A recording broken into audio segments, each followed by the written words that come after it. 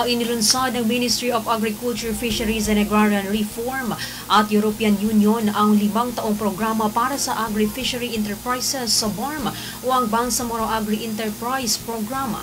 Ginaunahan ni European Union in the Philippines Ambassador H.E. Luc Veron kasama sina Head Cooperation Christopher Wagner, Program Manager ng Cooperation Mirto Cristofido, Senior Minister Abunawas Maslamama at MAFAR Bar Minister Muhammad S. Yaqub, kasama rin si MTIT Minister Abu Amri Tadik at iba pang mga opisyal sa ceremonial launching ng programa sa Sharif Kabunsuan Cultural Complex kahapon, January 15.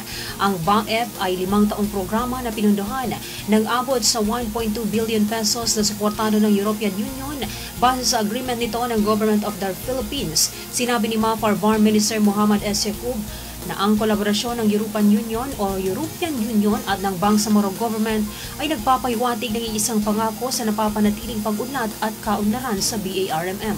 Target ng benepisyaryo ng programa ang small-medium farmers at negosyo sa agri-fishery value chain sa 3 isla ng lalawigan ng Basuta o Basilan, Sulu at Tawi-Tawi na tatanggap ng suporta mula sa programa. Gayon din ang mga halal sektor at pagsulong ng pamumuna ng pribadong sektor sa buong rehiyon.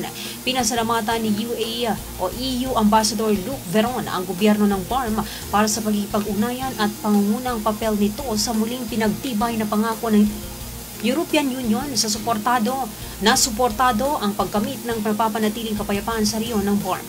Samantala, nagpahayag naman si Chief Minister Ahod Balawag Ibrahim sa pamamagitan ng representative nito na si Senior Minister Abunawas Von Alhaq Maslamama sa kanyang suporta at pasasalamat sa programang ito, kung saan binigyang diin nito ang tagumpay ng programa ay ang pagtutulungan ng 2 ahensya. Bandera Reports Afternoon Edition.